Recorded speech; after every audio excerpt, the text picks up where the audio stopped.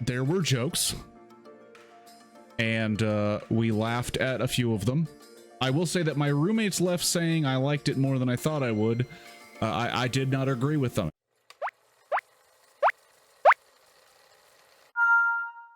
Hello and welcome to Blockbuster Review. If you don't know what that is where I play a single game of Tetris Marathon and try to review a film before 150 lines or until the blocks reach the top. Spoilers are at line 50, and here we go. Home Sweet Home Alone is the reimagining that happens to be in the same universe as Home Alone. It's a lot like Evil Dead and Evil Dead 2, except those are like fun movies. I mean, it's weird. So I watched this with friends, comfy on the couch on Disney Plus, that has the original Home Alone and Home Alone 2 Lost in New York. They have some of the other bastardized Home Alones that I have never seen. And we gave Home Sweet Home Alone a shot. And the reason is, I mean, I have the list here, just in case I miss anybody.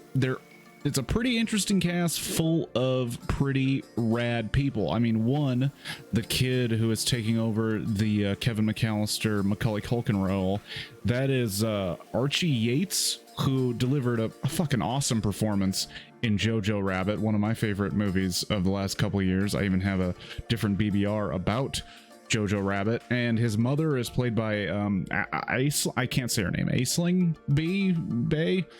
I don't know. She's a fantastic comedian from across the pond, and I mean, also Pete Holmes is in the cast. The father of the boy who we didn't see enough of is Andy Daly. Kenan Thompson is in the movie. Rob Delaney, Ellie Kemper. So like a lot of people that are very funny.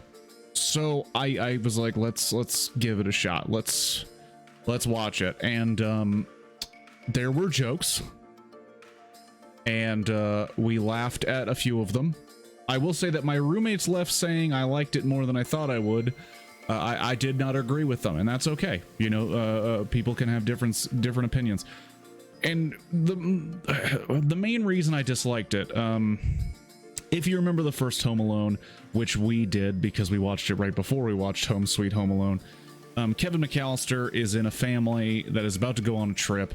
It's a huge group of people because it's two families with just a ton of kids, and you get the gist of it really early on. He's the black sheep in this group of kids and parents, and it seems like he's not being listened to, and he's being treated shittily by his siblings and his cousins. I'm already at spoiler alert.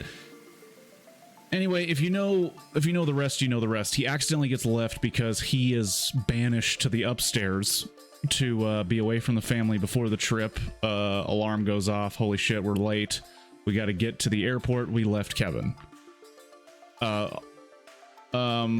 Lost in New York is a whole different situation altogether that I won't get into right now, but suffice it to say, a lot more craziness happens to get that child away from that family. In this one, the kid falls asleep in the garage. He's not being paid attention to because the house is a goddamn madhouse filled with people that seem to not even be related, are just kind of all over the joint, like random people everywhere.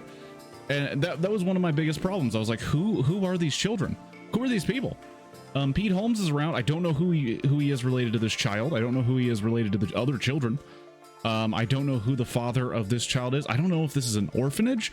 I don't know what's going on. There's just a lot of screaming kids, and this one feels like he's not being paid attention to because he tries to talk to his mom when she's on the phone, trying to figure out their plane tickets, which, I mean, more child neglect. I don't have enough time. Don't have enough time.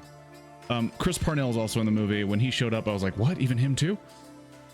He's always in Christmas classics like Jingle All the Way. So he gets left in the house, and the villains, they're sympathetic villains, and that's that's like the big problem. These villains are sympathetic. They have an open house that the main character attends and comments on some freaky dolls that the man of the house, the couple, Rob Delaney owns, and he's like, and his mother, Max's mother, is like, yeah, those can be worth a lot of money. I've seen on a like TV show, one went for like a crazy amount of money. And he's like, oh shit, we're on a gold mine. But then they can't find the doll. Doll is missing. So they start freaking out, and then they assume, oh my gosh, that kid stole it. Let's go get it. While he's there, the absentee parents basically show him like how to get in the security code, and he's like, okay, well, I can't just go in there and take it. And then what occurs is a very big miscommunication. In the original Home Alone, there was no miscommunication. The villains were real bad dudes that were willing to hurt a child because they wanted to steal shit. This one, they want to get back their doll from a kid who's being an asshole, and the kid wants to protect himself from kidnappers who want to sell the child into not sex slavery, because they've said it would be an old woman to keep a part of it. It's so dumb. The main point is the movie concludes with this resolution that is basically the equivalent of, hey, let's just hug it out. I was wrong, you were wrong, let's hug it out. Even though these villains do receive punishment equivalent to Harry and Marv from the first one. They could have died. They could have died very easily. But at the end, they're like, oh, you almost killed me? No big deal. Bring it in for a bro hug. We'll just keep you at our house until your mom comes in from Japan, where you guys were going. And all this to say, the villains aren't the bad guys. The kid isn't the bad guys. The bad guy of the film comes out of nowhere in the relative of the villains, I guess, the non-villains, the sympathetic villains. They have a relative who is a rich piece of shit, and in fact their son is the culprit. They have a young son who stole the doll, and at the end of the movie just threw it up into the air and just let it tumble to the ground if the main character Max didn't save it.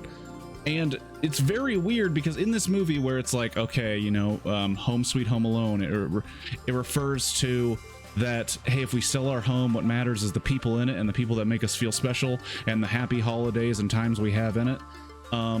But you know what? Fuck the rich, huh? Yeah, they're real bastards because they're the only irredeemable characters of the entire movie. And what better message is there than that? Hope you had a good holidays. Home Sweet Home Alone. If you have Disney Plus, why not? Also, the dude that plays Buzz is in it, and he just got he surrendered himself to police for I believe strangling a woman. Anyway, the review's over.